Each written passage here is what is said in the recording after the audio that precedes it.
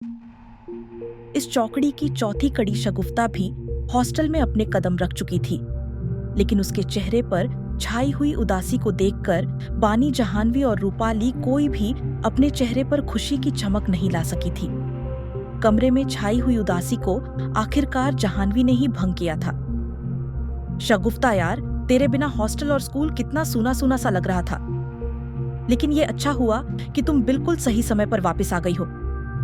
जाह्नवी ने चहकते हुए कहा। सही समय? क्यों, स्कूल में कोई खास प्रोग्राम हो रहा है क्या? शगुफ्ता की पहली बार उस कमरे में आवाज गूंजी थी।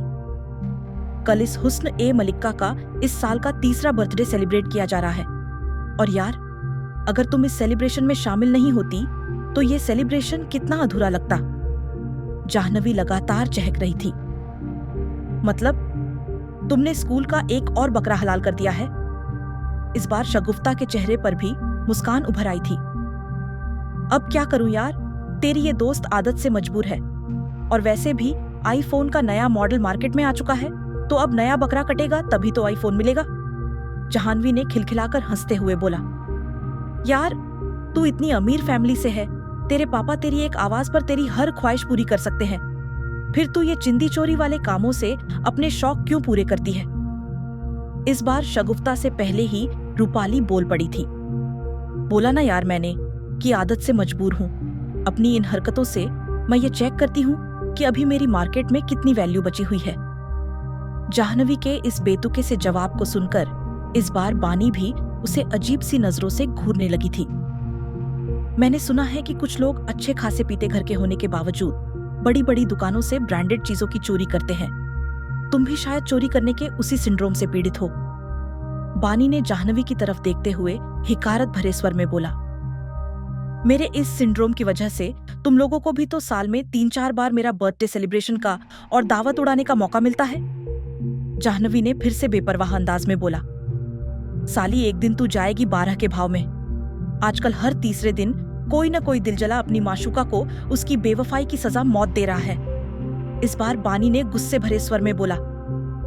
बानी सही बोल रही है जाह्नवी, अब वो समय नहीं रहा जब आशिक अपनी गर्लफ्रेंड की बेवफाई का गजम मुकेश और रफी के गाने सुनकर या गाकर भुला देते थे। अब तो साले, तू मेरी नहीं हुई तो मैं तुझे किसी और की नहीं होने दूंगा के अंदाज में अपनी गर्लफ्रेंड से बदला लेते हैं। शगुफ्ता ने भी बानी का समर्थन किया था।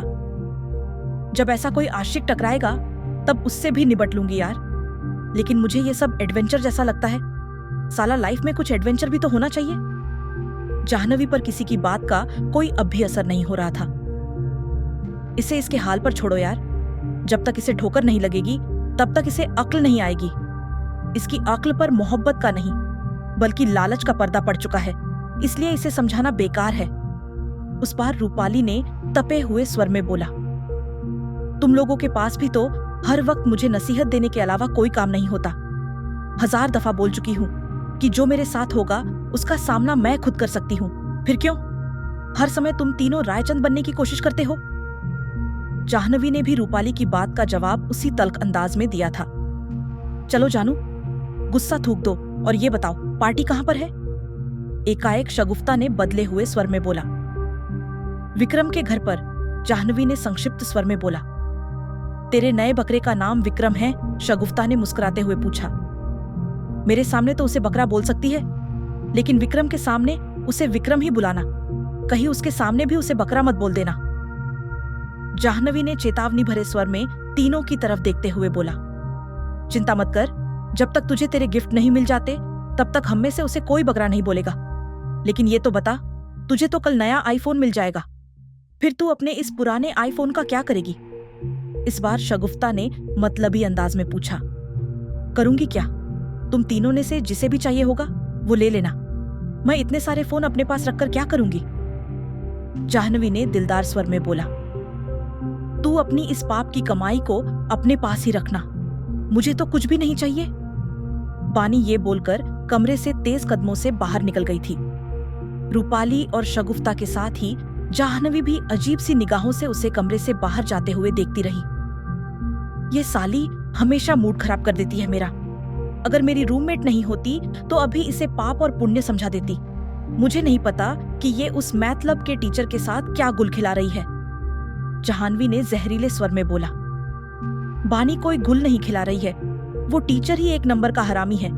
साला हर किसी को अपने जाल में फंसाने की कोशिश करता है। रूपाली ने तुरंत जाह्नवी की बात का विरोध किया था। वो टीचर तो है ही साला कुत्ता। उस दिन मुझे भी एक्स्ट्रा क्लास के लिए बुला रहा था, लेकिन मैंने तो उसे साफ मना कर दिया था कि मुझे किसी एक्स्ट्रा क्लास की जरूरत नहीं है। शगुफ्ता की इस बात पर रूपाली ने अजीब सी नजरों से उसकी ओर देखा था। तुमने आज से पहले तो ये बात कभी मुझे नहीं बताई, रूपाली ने शिकायती लहजे में बोला। बस यार, मैंने इस बात को ज्यादा सीरियसली नहीं लिया था। उसके बाद उस टीचर ने भी कभी दोबारा मुझ से नहीं बोला, तो मेरे दिमाग से भी ये बात उतर गई थी। शगुफ्ता ने रूपाली की शिकायत को दूर करते हुए बोला। तुम लोग उस टीचर की बात बाद में कर लेना। ये बताओ, कल स्कूल के बाद हम चारों एक साथ हॉस्टल से कैसे गायब होगी? मैंने विक्रम को 5 बजे का टाइम दिया है। जाह्नवी ने बातचीत की पटरी को डिरेल करते हुए बोला। अभी तो तुम जाओ और बानी की नाराजगी को दूर करो। वो यहां से गुस्से में गई है। अभी तो पूरी रात पड़ी है हॉस्टल से गायब होने की प्लानिंग करने के लिए।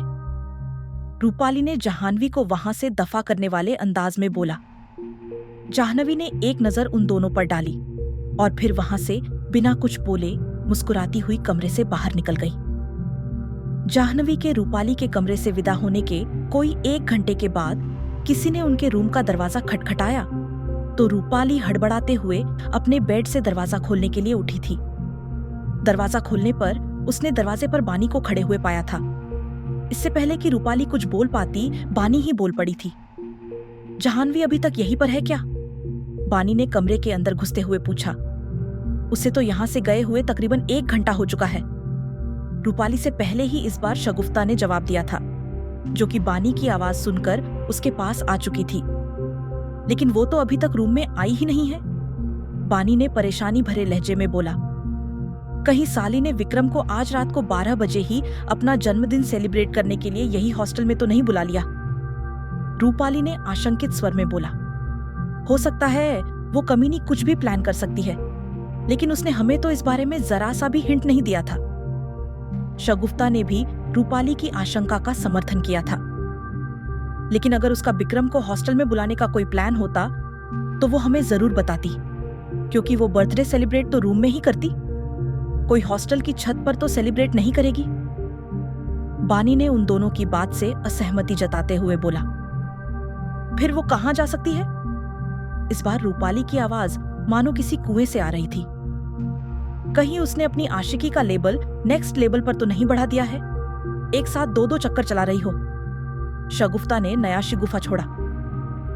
हमें अटकलबाजी छोड़कर इस वक्त जाह्नवी को ढूंढना चाहिए। बानी ने उन दोनों की बातों पर कोई ध्यान नहीं दिया था। लेकिन उसकी तलाश कहां पर करेंगे? इस वक्त वो हॉस्टल से तो बाहर जा नहीं सकती है। रूपाली ने असमंजस भरे स्वर में बोला। हमें उसकी तलाश तो करनी पड़ेगी। आओ मेरे साथ। ये बोलकर बानी ने कमरे से बाहर की तरफ अपने कदम बढ़ा दिए थे। चल शगुफ्ता, मैडम के अंदर का जेम्स बॉन्ड जाग चुका है। ये बोलकर रूपाली ने शगुफ्ता का हाथ पकड़ा और बानी के पीछे ही अपने कदम बढ़ा दिए थे। आखिर अचानक से कहां गायब हो गई थी जाह्नवी? क्या बानी शगुफ्ता और रूपाली की तिकड़ी जाह्नवी को ढूंढ पाएगी? क्या जाह्नवी किसी मुसीबत में फंस चुकी थी? जानने के लिए इस कहानी का अगला भाग सुनना न भूलें।